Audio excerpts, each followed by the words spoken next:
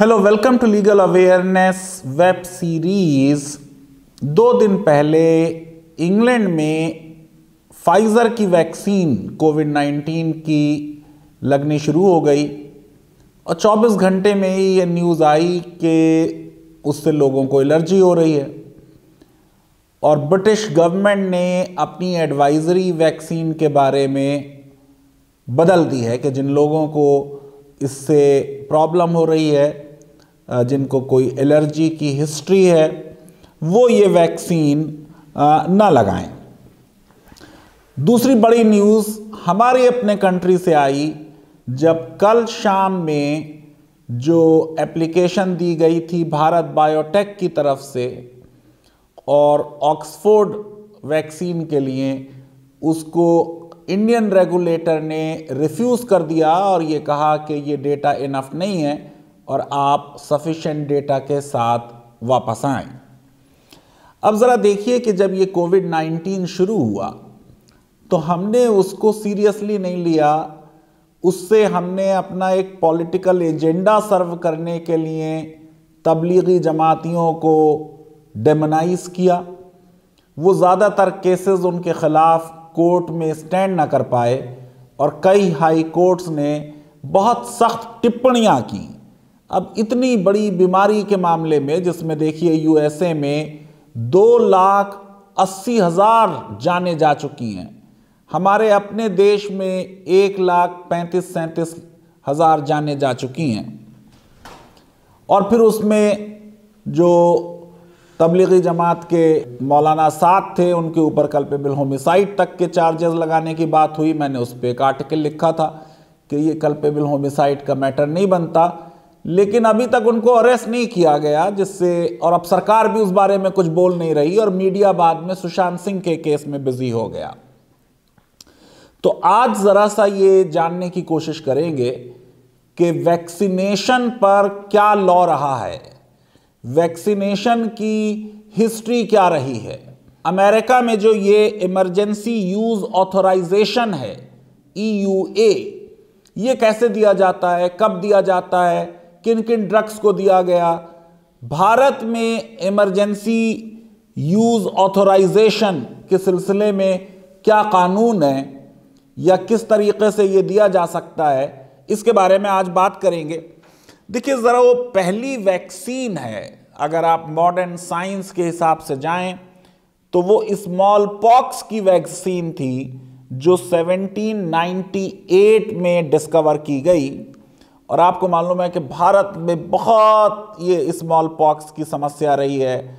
बचपन में भी कहा जाता था माता आ गई और बड़े बड़े उसके टोटके थे।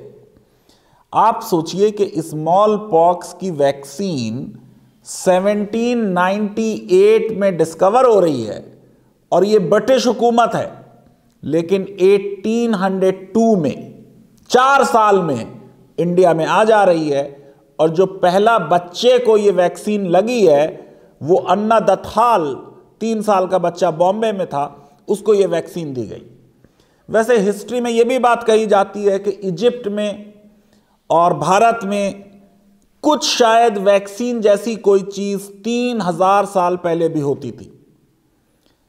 ग्रीक लिटरेचर में आप जाएं या इजिप्शियन उसमें जाएं तो बात होती है कि साहब थुसाइडस ने 430 बिफोर जीसस क्राइस्ट, BC की बात हो रही है। और रहज़ेज अबू बकर मोहम्मद इब्न ज़करिया अल राजी, ये एक पर्शियन साइंटिस्ट, मेडिसिन के बहुत बड़े एक्सपर्ट, तबरी के शागिर्द ये, और 224 किताबें इन्होंने लिखी हैं। इनके बारे में ये कहा जाता है कि इन्होंने सबसे पहले वैक्सीन बना ली थी, जिससे इसमें कहा गया कि ये अगर ले ली जाए तो फ्यूचर में इस बीमारी से तकलीफ नहीं होगी और वो बीमारी नहीं होगी। अबू बकर ने ये वैक्सीन का जो डिस्कवरी की है, ये 900 की बात हो रही है, यानी आज से तकरीबन 1100 साल पहले, 1100 ईयर्स बिफोर। और अबू बकर जो है, ये वो पहला आदमी है जिसने डिस्टिंक्शन किया स्मॉल पॉक्स और मीजल्स में। फिर आपको मालूम है कि अगर एक रिकॉर्डेड हिस्ट्री देखेंगे स्मॉल पॉक्स की, जिसकी बहुत अच्छी रिपोर्टिंग मिल जाए, तो ये बड़ा एपिडेमिक 1545 में गोवा में हुआ, जिसमें 8,000 बच्चों की डेथ हो गई। और स्मॉल पॉक्स इतना भारत में फैल गया था कि उसे इंडियन प्लेग कहा जाता था। फिर इनोकुलेशन आ गया, और टर्की में, इंडिया में, चाइना में, अफ्रीका में ये शुरू हो गया।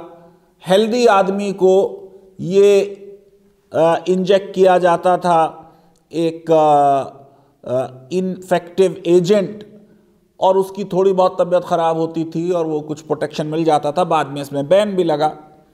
अगर कानून की बात करें तो कंपल्सरी वैक्सीनेशन एक्ट 1880 में बना दिया अंग्रेजों ने भारत के लिए। स्मॉल पॉक्स के सिलसिले में बात हो रही है। और फिर आप देखें कि एपिडेमिक डिजीजेज एक्ट 1896 में बन रहा है। अभी तक ये लॉ है देश का। अभी कोविड-19 के दौरान इस लॉ में कई अमेंडमेंट किए गए, उस पर मैंने वीडियो बनाया था, वो आप देख लें। अब फिर भारत में रिसर्च के लिए बुलाया गया और बातचीत हुई डॉक्टर हेफकाइन, और उन्होंने जो प्लेग की वैक्सीन थी वो भारत में डिस्कवर की 1897 में, और ये पहली वैक्सीन है जो भारत में डिस्कवर हुई।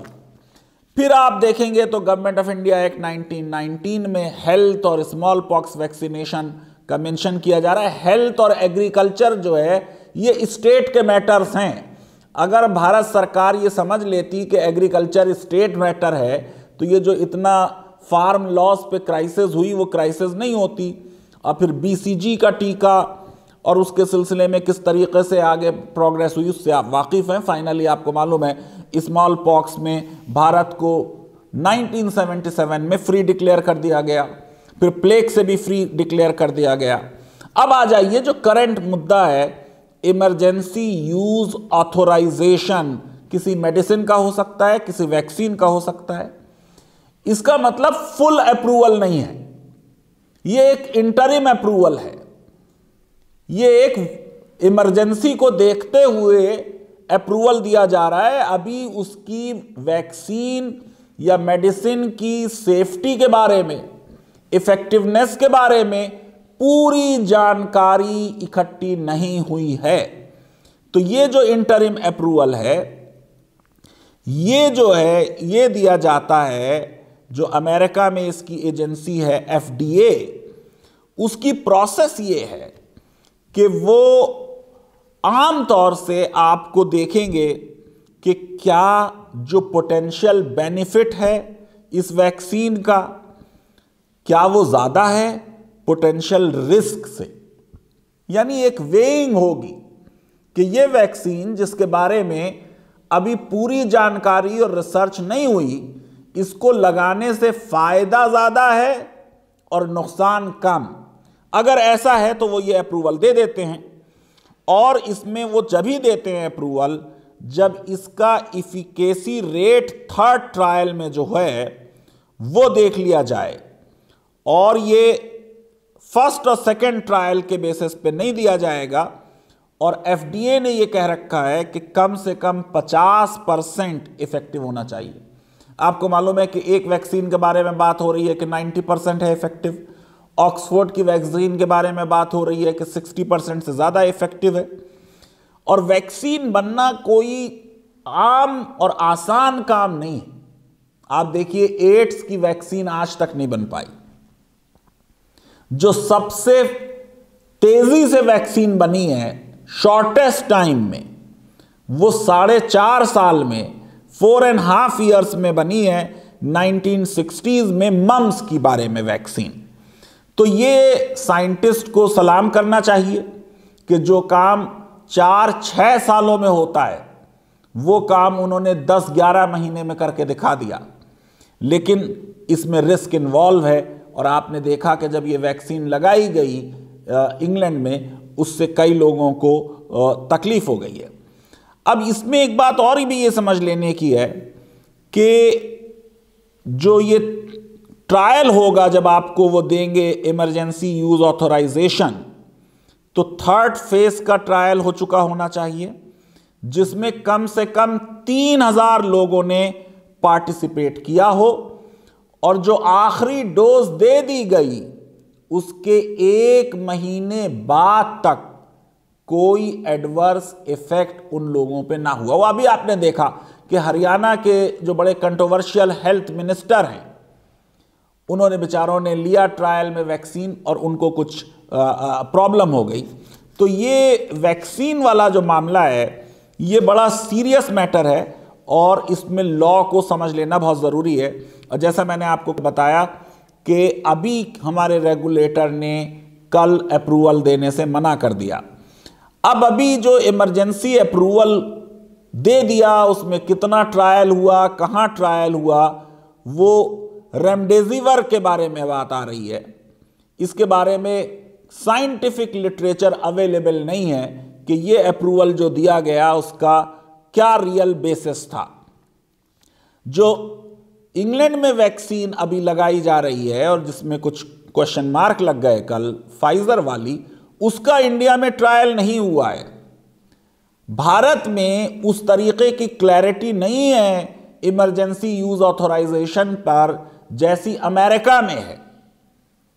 हमारे लॉ में वो क्लैरिटी नहीं है, लेकिन कभी भी आपको इमरजेंसी यूज ऑथराइजेशन उस मेडिसिन का या वैक्सीन का नहीं दिया जाएगा जब तक भारत में उसका ट्रायल ना हो। और जैसा मैंने आपको बता दिया, फाइजर वैक्सीन का भारत में ट्रायल नहीं हुआ, इसलिए जब तक इसका भारत में ट्रायल नहीं होगा तब तक हमारा रेगुलेटर इसमें उनको परमिशन नहीं देगा कि वो भारत में इसे लगाएं। अब आइए, हमारे देश की अजीब बात है कि कोरोना चल रहा था, बीच में ही रामदेव जी ने कहा कि साहब हमने ट्रायल भी कर लिया और बड़ा इफेक्टिव भी है और ये कोरोना लॉन्च भी कर दी, और बाद में रामदेव जी केस हार गए ट्रेडमार्क का मद्रास हाई कोर्ट में, और उन्होंने कहा कि ये तो ऑलरेडी एग्जिस्ट कर रहा था ये ट्रेडमार्क। और अभी हमारे देश की सरकार ने आयुर्वेद को भी सर्जरी का राइट दे दिया है। अब उससे क्या क्या होगा वो देखने की बात है, लेकिन फिलहाल कोविड-19 के सिलसिले में जो ट्रायल्स की बात है और वैक्सीन की बात है, उसमें एक वैक्सीन ऑक्सफोर्ड की होगी जो कोविशील्ड कहला रही है, और उसका भारत में trial serum institute of India कर रहे हैं। कितने लोगों पे? 1600 लोगों पे। अभी मैंने आपको बता दिया अमेरिका में 3000 कम से कम होने चाहिए। बहुत छोटा ट्रायल है ये, लेकिन है, भारत में हो रहा है। दूसरा, भारत बायोटेक हमारे हैदराबाद की है, और हैदराबाद जो है वो पूरी दुनिया का हब है वैक्सीन का। सारी दुनिया में किसी भी शहर से ज़्यादा वैक्सीन जो बनती है वो हैदराबाद में बनती है। और अभी एक फॉरेन डेलीगेशन आया है देख के कि जब कोविड-19 की वैक्सीन प्रोड्यूस होगी तो क्या यहाँ फैसिलिटीज़ हैं, किस तरीके से ट्रांसपोर्टेशन होगा, क्या टेम्परेचर उस ट्रांसपोर्टेशन के दौरान मेंटेन किया जाएगा, जो बहुत कम टेम्परेचर होना चाहिए। तो इनकी जो ऑक्सफोर्ड की है उसका भी 3rd स्टेज ट्रायल चल रहा है, 1600 लोग हैं। और भारत बायोटेक की जो वैक्सीन है वो है कोवैक्सिन, और उसका भी ट्रायल चल रहा है। और ये दोनों लोग गए थे जो रेगुलेटर ने अप्रूव नहीं की। उसके अलावा रशियन वैक्सीन है जिसके बारे में डॉक्टर रेड्डीज लैब, ये भी हैदराबाद की है, वो 2nd स्टेज और 3rd स्टेज जो है वो ट्रायल करने वाली है। क्या ये अप्लाई करेंगे इंडिया में? हमारे रेगुलेटर को अभी इसके सिलसिले में क्लैरिटी नहीं आई। लेकिन अगर आप देखेंगे कि अमेरिका में भी, भारत में तो लॉ में क्लैरिटी नहीं है, अमेरिका में भी इमरजेंसी यूज ऑथराइजेशन आम बात नहीं है, रेयर है, बहुत रेयर है, और अभी कुछ ही दिन पहले से शुरू हुआ है। आप सोचिए कि जो पहला इमरजेंसी यूज ऑथराइजेशन अमेरिका में एफडीए ने दिया है वो 11 साल पहले 2009 में टेमीफ्लू को दिया है, जो H1N1 स्वाइन फ्लू जिसे इंडिया में कहते हैं बहुत ज़्यादा, उसके बारे में था। और उसके अलावा उन्होंने अभी नहीं दिया है कुछ। वेंटिलेटर कौन सा यूज़ होगा, पीपीई कौन सा यूज़ होगा, इसके बारे में अप्रूवल दिया है, लेकिन वैक्सीन के बारे में नहीं दिया है। और जो प्रीवियस अप्रूवल्स हुए हैं वो इबोला और जाइका के बारे में हुए हैं, और आप सोचिए वहाँ पब्लिक हियरिंग भी होती है, बड़ी इलाबोरेट प्रोसीजर है। उतनी इलाबोरेट प्रोसीजर हमारे यहाँ नहीं है, लेकिन मैं ये समझता हूँ कि साइंटिस्ट जो हैं वो ज़रूर इस मैटर में बहुत काम कर रहे हैं, और जो साइंस है इसको हमें अपनाना चाहिए। देखिए, जो फंडामेंटल ड्यूटी है हमारी आर्टिकल 51A के तहत, वो है to have spirit of scientific inquiry. हमने साइंस को छोड़कर सुपरस्टिशंस को, रिचुअल्स को अपना लिया है। ये संविधान का विजन नहीं है। मुझे उम्मीद है कि बहुत जल्दी ये ट्रायल्स पूरे होंगे और इमरजेंसी यूज ऑथोराइजेशन जल्द से जल्द आएगा, और साइंस जो है वो एक बार फिर इस मर्ज का इलाज निकाल लेगी। ये जो इमरजेंसी यूज ऑथोराइजेशन है ये कंपलसरी नहीं होगा। जो मैंने आपको बताया कंपलसरी वैक्सीनेशन एक्ट, उसमें कंपलसरी होता है, ये कंपलसरी नहीं होगा। जैसे BCG टीका कंपलसरी है, तो आप एसेस करेंगे कि आप लगाना चाहते हैं, नहीं लगाना चाहते।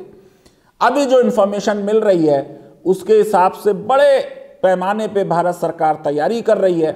जब वैक्सीन आएगी तो पहले शायद 1-1.5 करोड़ जो हेल्थ पर्सनेल हैं उन्हें दी जाएगी, और फिर 20-22 करोड़ जो हमारे वल्नरेबल लोग हैं, सीनियर सिटीजन्स हैं, उनको दी जाएगी। भारत सरकार बहुत अच्छी तैयारी कर रही है। मैं समझता हूँ जल्द ही इस बीमारी से ह्यूमैनिटी को बहुत जल्दी निजात मिल जाएगी। लेकिन तब तक अपनी सेफ्टी प्रोटोकॉल फॉलो करें, मास्क लगाए रहें, गैर ज़रूरत बाहर ना जाएं, और अपना बहुत ख्याल रखें। लीगल अवेयरनेस वेब सीरीज़ अगर आपको पसंद आती है तो मेरी रिक्वेस्ट है कि आप इस वीडियो को वाइडली शेयर करें, ताकि लोगों को वैक्सीन के बारे में कुछ बेसिक जानकारी मिल जाए। हमारे इस चैनल को सब्सक्राइब करें। आपका सब्सक्राइब करना बहुत ज़रूरी है अगर आप चाहते हैं कि लीगल अवेयरनेस वेब सीरीज़ चलती रहे, और बेल आइकन को ज़रूर क्लिक करें। बहुत बहुत शुक्रिया, धन्यवाद, थैंक यू वेरी मच।